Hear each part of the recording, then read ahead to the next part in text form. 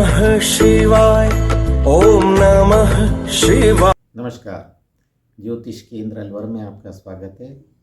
मैं एस्ट्रोलॉजर संजीव आज आपको कुंभ एक्वेरियस राशि के जातक जातिकाओं का आने वाला वर्ष 2025 कैसा रहेगा, इस संबंध में आपसे इस वीडियो में संक्षिप्त में चर्चा करेंगे। देखिए, जो कुंभ राशि है वो शनि से अधिष्ठित राशि है, तो इसके जो जातक जातिकाएं हैं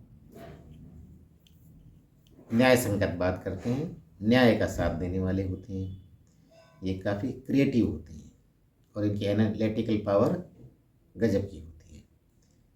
चूँकि शनि से अधिष्ठित है और ज्योतिष में शनि को न्यायाधीश का दर्जा प्राप्त है, तो काफ़ी न्यायप्रिय व्यक्ति होते हैं। देखिए, अपन कुंभ राशि का वार्षिक वीडियो स्टार्ट करें इससे पहले मैं आपके समक्ष शनि भगवान का एक दोहा प्रस्तुत करना चाह रहा हूँ। पाठ शनिश्चर देव को की हो भक्त तैयार, करत पाठ 40 दिन हो भव सागर पार। बोल शनि भगवान की जय। देखिए, अब ये जो कुंभ राशि का वार्षिक राशिफल है, इसमें हमने मंद गति के ग्रह जो ग्रह हैं उनका ज़्यादा प्रयोग में लिया है, क्योंकि देखिए ग्रह कुछ तो अत्यंत तीव्रगामी ग्रह हैं, कुछ तीव्रगामी ग्रह हैं, कुछ मंदगामी ग्रह हैं। देखिए, सूर्य है वो 30 दिवस में राशि परिवर्तन कर लेता है। इसी प्रकार अपन चंद्रमा को देखें तो ये अत्यंत तीव्रगामी ग्रह है, ये 2.5 दिन में ही राशि परिवर्तन कर लेता है। मंगल को एक राशि से दूसरी राशि में गोचर करने में लगभग 40 से 45 दिन का समय लगता है। बुध और शुक्र, देखिए कुंडली में ये हमेशा सूर्य के आसपास ही रहते हैं, या तो सूर्य के साथ रहते हैं युति बनाकर, या सूर्य से एक घर आगे या एक घर पीछे। तो इनका भी एक राशि में गोचर लगभग 28 से 30 दिन का समय है। बृहस्पति, ये मंद गति का ग्रह है, ये एक राशि में 12 से 13 महीने तक गोचर करते हैं, उसके बाद ये फिर राशि परिवर्तन करते हैं। इसी प्रकार अपन शनि को देखें तो शनि तो अत्यंत मंदगामी ग्रह है, क्योंकि ये एक राशि में लगभग 2.5 वर्ष अर्थात 30 महीने गोचर करता है। इसी प्रकार अपन दोनों नोडल ग्रह की बात करें राहु केतु की, तो ये एक राशि में लगभग 18 महीने 1.5 साल गोचर करते हैं। तो अपन ने मंदगामी ग्रहों का ही ज़्यादा उपयोग किया है। देखिए, अपन सबसे पहले गुरु की बात करें। देखिए, गुरु 14 मई तक आपके चतुर्थ भाव में गोचर करेंगे। वहाँ से गुरु की दृष्टि आपके अष्टम, दशम और द्वादश। इसी प्रकार अपन इस 14 मई के बाद फिर बृहस्पति आपके पंचम भाव में गोचर करेंगे। वहाँ से इनका जो दृष्टि है नवम, एकादश और लगन पर रहेगी। देखिए, 14 मई के बाद जो बृहस्पति का गोचर है वो काफ़ी अच्छा गोचर है आपकी कुंडली में। इसी प्रकार अपन शनि की बात करें तो शनि 29 मार्च तक आपकी लगन में गोचर कर रहे हैं। वहाँ से दृष्टि इनकी तीसरे भाव, सप्तम भाव और दशम भाव पर रहेगी। 29 मार्च के बाद शनि आपके दूसरे भाव में, परिवार वाले भाव में आ जाएंगे।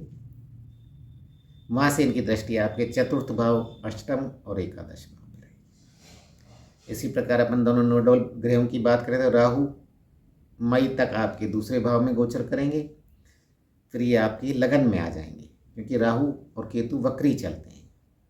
इसी प्रकार केतु मई 2025 तक तो आपके अष्टम भाव में रहेंगे, फिर ये आपके सप्तम भाव में गोचर करेंगे। चलिए अब अपन वीडियो स्टार्ट करते हैं। देखिए, अपन ने जो पॉइंट्स कवर किए हैं, पहला तो प्रोफेशन के हमने 2 भाग कर दिए, नौकरी और व्यवसाय। उसके बाद हमने लिया है फाइनेंस के बाद हेल्थ के बाद हमने लिया है एजुकेशन, क्योंकि देखिए एक्वेरियस के बहुत सारे स्टूडेंट्स हैं, जातक जातिका जो पढ़ाई कर रहे हैं। उसके बाद हमने लिया है लव अफेयर्स, फिर वैवाहिक जीवन, उसके पश्चात हमने पारिवारिक और घरेलू जीवन, और देखिए लास्ट में हमने सबसे जो इम्पोर्टेंट है मिडिल क्लास का सपना, भूमि भवन वाहन, उसे भी इसमें अपने जोड़ा है। और अंत में अपन ने कुछ उपाय शेयर किए हैं ताकि आपका ये जो वर्ष है 2025 और भी बेहतर बने। चलिए पहला पॉइंट अपन करते हैं प्रोफेशन में नौकरी। देखिए नौकरी में इस वर्ष बहुत ज़्यादा अच्छे तो परिणाम नहीं मिल पाएंगे, परंतु सामान्य से बेहतर परिणाम मिलेंगे, क्योंकि देखिए नौकरी के कारक ग्रह शनि है, वो 29 मार्च तक आपकी लगन में गोचर कर रहे हैं। देखिए लगन में शनि का गोचर कोई बहुत ज़्यादा अच्छा नहीं माना जाता, चूँकि छठा भाव नौकरी का भाव है, उस पर किसी भी ग्रह का प्रतिकूल प्रभाव नहीं है। वहीं राहु की बात करें तो मई तक आपके दूसरे भाव में गोचर करेंगे। शनि 29 मार्च तक आपके दूसरे भाव में गोचर करेंगे। 29 मार्च के बाद दूसरे भाव में, पहले ही आपके लगन में गोचर कर रहे हैं। तो देखिए दूसरे भाव पर सारे ग्रहों का प्रतिकूल गोचर है, ये कुछ व्यवधान उत्पन्न कर सकता है। देखिए आपको क्या करना है, आपको अपने कार्य क्षेत्र में अपने जो कलीग्स हैं उनसे अच्छे रिलेशन बना के रखने हैं, ताकि कार्य क्षेत्र का आपका जो ऑफिस का जो एनवायरनमेंट है वो अच्छा बना रहे। और देखिए दूसरा भाव वाणी का भी भाव है, तो देखिए उस पर राहु शनि का गोचर है, तो ये आपकी वाणी कठोर कर सकते हैं। तो देखिए आपको अपनी वाणी पर विराम देना है, उस पर नियंत्रण रखना है। तो देखिए सीनियर से यदि आप अच्छी भाषा में बात नहीं करेंगे तो आपकी नौकरी अच्छे से नहीं चल पाएगी। देखिए यदि आप इस वर्ष जॉब चेंज करना चाहते हैं, उसके लिए भी अच्छा समय है, वो काफ़ी प्रॉफिटेबल रहेगा आपको। देखिए आप काम के प्रति डेडिकेटेड रहें और अपने कर्तव्य का भली प्रकार निर्वहन करते रहेंगे, तो आपको नौकरी में सामान्य से बेहतर परिणाम प्राप्त होंगे। इसी प्रकार प्रोफेशन की बात करें तो प्रोफेशन में भी सामान्य से बेहतर परिणाम मिलेंगे। 29 मार्च तक शनि लगन में गोचर कर रहे हैं, तथा वहाँ से इनकी सप्तम भाव पर दृष्टि है।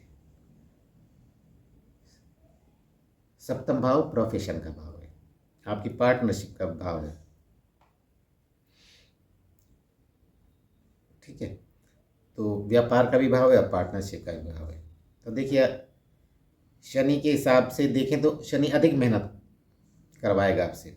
आप यदि डेडिकेशन से कार्य करते रहेंगे तो शनि आपको अच्छे परिणाम देगा, अन्यथा ये आपके जो व्यापार है उसकी प्रगति को धीमा कर देगा।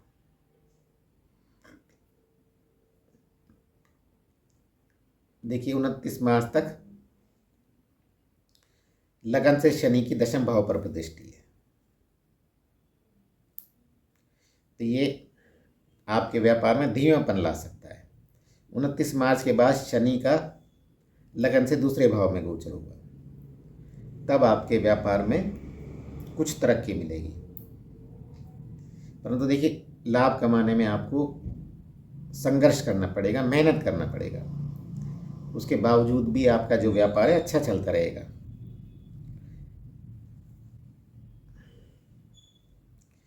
देखिए 14 मई तक जो गुरु हैं उनकी दृष्टि चतुर्थ भाव से आपके दशम भाव पर रहेगी,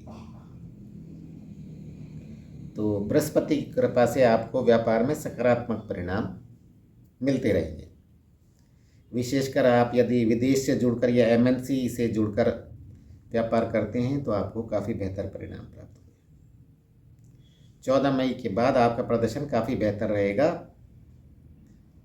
और आपकी आय में वृद्धि होगी, क्योंकि देखिए ये बृहस्पति पंचम भाव से एकादश भाव पर दृष्टि डाल रहे हैं। देखिए जो व्यापार के कारक ग्रह हैं बुध, उनका गोचर भी साल भर आपके लिए बेहतर बना रहेगा। साथ ही जो दशमेश मंगल है उसका गोचर भी ठीक रहेगा, सामान्य रहेगा। कुल मिलाकर अपन इन सब ग्रहों के गोचर देखें तो आपको व्यापार में सामान्य से बेहतर परिणाम प्राप्त होंगे। फाइनेंशियल कंडीशन की बात करें तो फाइनेंशियल कंडीशन भी सामान्य से बेहतर रहेगी, क्योंकि देखिए 14 मई तक जो धन के कारक हैं बृहस्पति, ये आपके धनेश भी हैं, ये चतुर्थ भाव में गोचर कर रहे हैं। हालांकि ये अपने से चतुर्थ भाव है, तो ये बहुत ज़्यादा अच्छे परिणाम तो नहीं देगा, पर सामान्य परिणाम देगा कि चतुर्थ भाव में बृहस्पति का गोचर ज़्यादा अच्छा नहीं माना जाता। परंतु देखिए 14 मई के बाद आपके जो धनेश और लाभेश गुरु हैं ये आपके पंचम भाव में गोचर करेंगे।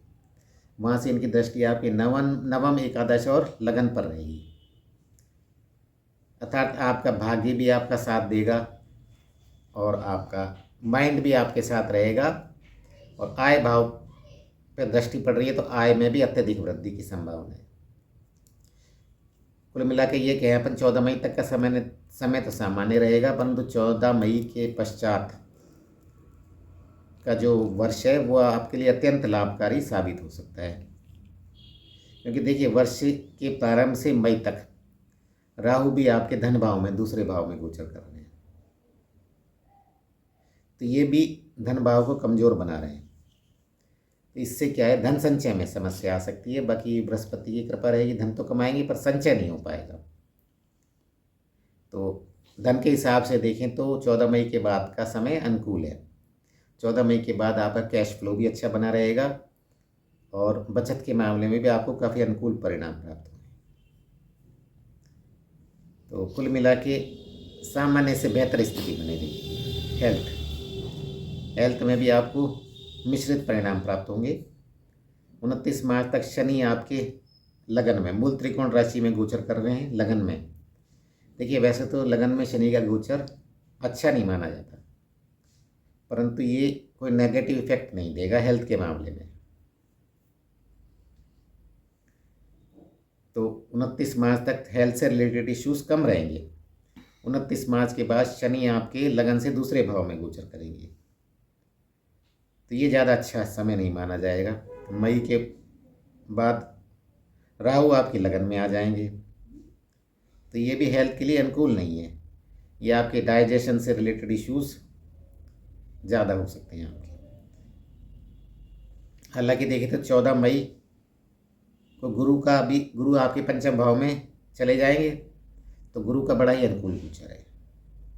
तो गुरु आपकी हेल्थ की रक्षा करेगा। देखिए 14 मई से पहले आपको हाथ में दर्द, पैरों में प्रॉब्लम, मस्तिष्क से रिलेटेड इश्यूज हो सकते हैं, परंतु देखिए 14 मई के बाद आपकी जो ये समस्या है इनका समाधान हो जाएगा। 14 मई के बाद का समय काफ़ी अनुकूल रहेगा। देखिए वैसे तो आप पूरे वर्ष हेल्थ के प्रति जागरूक रहें, आप योगा, मेडिटेशन, एक्सरसाइज करते रहें। इस वर्ष आप जंक फूड अवॉइड करें और डाइजेस्टिव फूड ग्रहण करें। और थोड़ा सा भी परेशानी दिखे तो आप चिकित्सक से संपर्क करें। कुल मिला के आप हेल्थ के प्रति जागरूक रहें, तो मुझे नहीं लगता आपको कोई ज़्यादा समस्या आने वाली है। अब है अपन एजुकेशन की बात करें। देखिए एजुकेशन की बात करें तो देखिए वर्ष के प्रारंभ से 14 मई तक का जो समय है वो एजुकेशन के हिसाब से ज़्यादा बढ़िया नहीं है।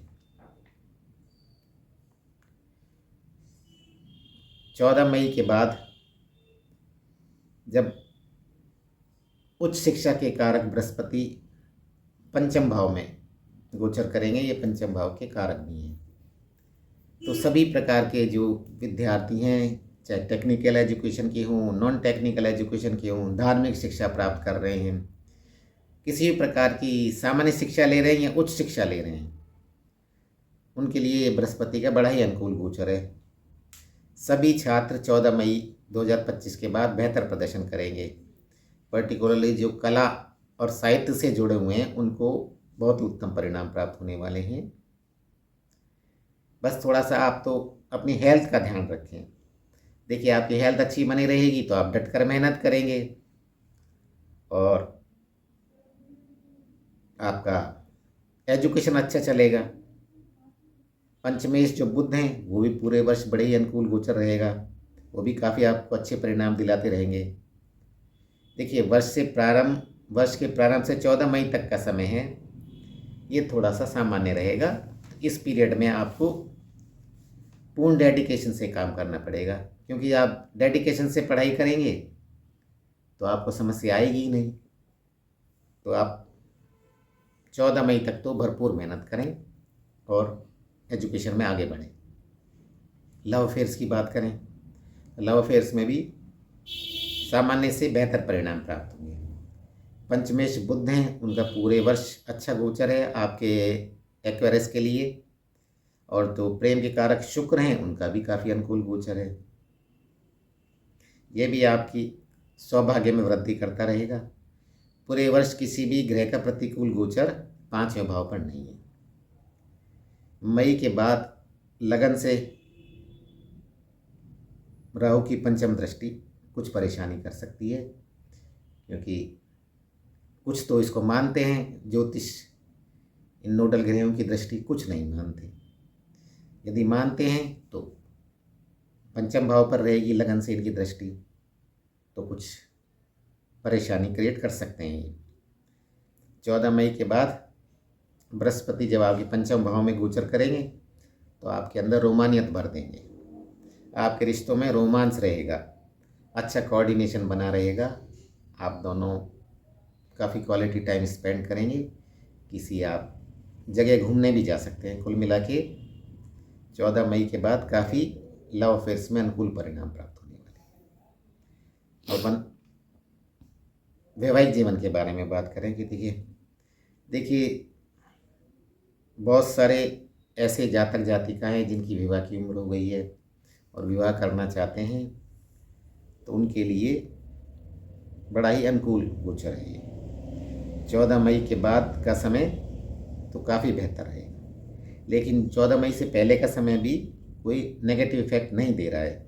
यदि आप विवाह सगाई के लिए प्रयासरत हैं तो ये आपको ज़रूर सफलता दिलाएगा, परंतु 14 मई के बाद का समय तो काफ़ी अनुकूल है। वैवाहिक संबंधों के मामले में कुछ थोड़ी बहुत परेशानी आ सकती है, क्योंकि 29 मार्च तक शनि आपके लगन में गोचर कर रहे हैं, वहाँ से सप्तम दृष्टि से आपके सप्तम भाव को देख रहे हैं। तो अप्रैल मई तक का समय 2 महीने काफ़ी अच्छे रहेंगे, परंतु मई के बाद फिर राहु और केतु का प्रभाव आ जाएगा, क्योंकि राहु आपके लगन में आ जाएंगे, केतु आपके सप्तम भाव में आ जाएंगे। ये दोनों भी नेगेटिव इफेक्ट देंगे आपके वैवाहिक जीवन को। तो आप एक दूसरे की पति पत्नी भावनात्मक और शारीरिक रूप से जुड़े रहें, और तभी आपका वैवाहिक जीवन सफल रहेगा, अन्यथा तो आपको प्रॉब्लम आएगी। ध्यान रखें। पारिवारिक और घरेलू जीवन के बारे में बात करें, देखिए पारिवारिक जीवन में भी मई तक 14 मई तक आपको परेशानी आ सकती है, क्योंकि दूसरे भाव पर राहु केतु का प्रभाव बना रहेगा। दूसरा भाव परिवार का भी भाव है, जिससे आपके पारिवारिक सदस्यों में मनमुटाव हो सकता है, अहम का टकराव हो सकता है, हॉट टॉक्स हो सकती हैं आपस में। इससे पारिवारिक संबंध कमजोर बनेगी।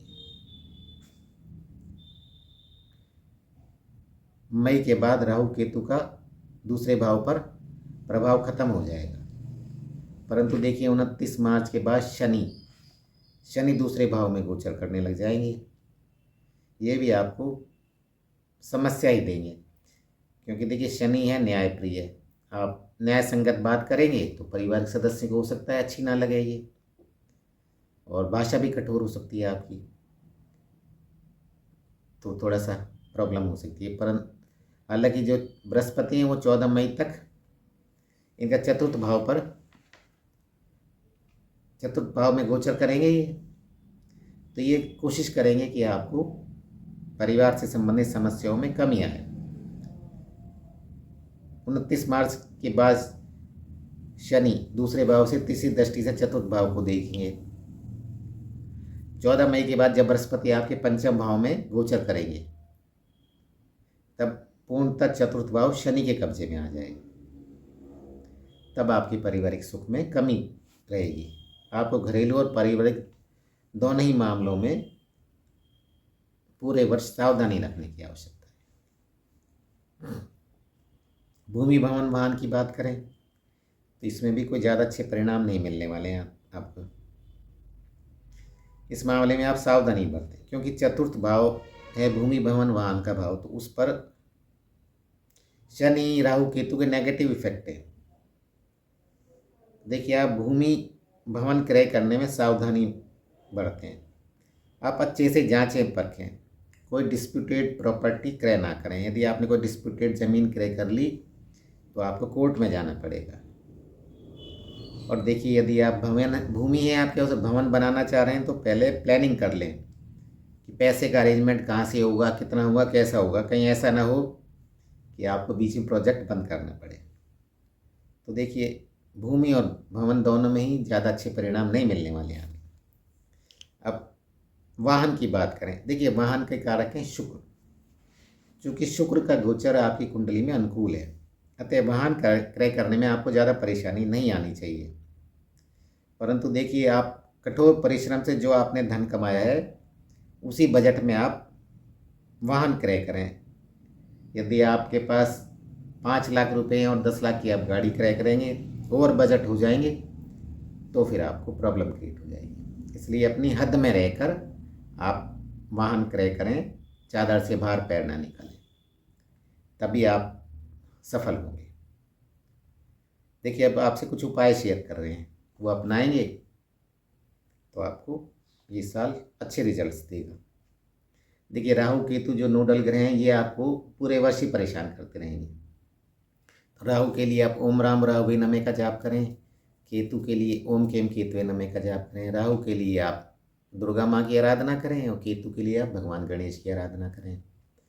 राहु के लिए आप स्ट्रीट डॉग की सेवा करें और केतु के लिए गरीबों की सेवा करें।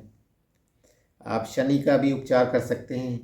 हालांकि आपका लग्नेश है शनि, परंतु थोड़े से ये खराब इफेक्ट ही दे रहा है।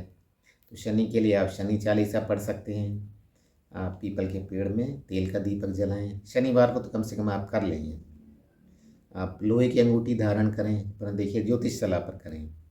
गले में आप चांदी पहने, चांदी इंटेक करें, जिससे आपका मन शांत रहे। ये छोटे छोटे उपाय आप करेंगे तो भोलेनाथ की कृपा से आपको अच्छे परिणाम प्राप्त होंगे। देखिए, ये कुंभ राशि के लिए मेरा प्रेडिक्शन है 2025 के लिए। यदि आपको ये अच्छा लगता है तो आप मेरे चैनल को अधिक से अधिक सब्सक्राइब करें, 15-20 फ्रेंड्स जोड़ें, मेरे वीडियोस को लाइक एंड शेयर करें, ताकि मेरा उत्साहवर्धन होता रहे। मैं 2025 में भी आपके लिए इसी प्रकार के अच्छे अच्छे वीडियोस पेश करता रहूं। जय भोलेनाथ।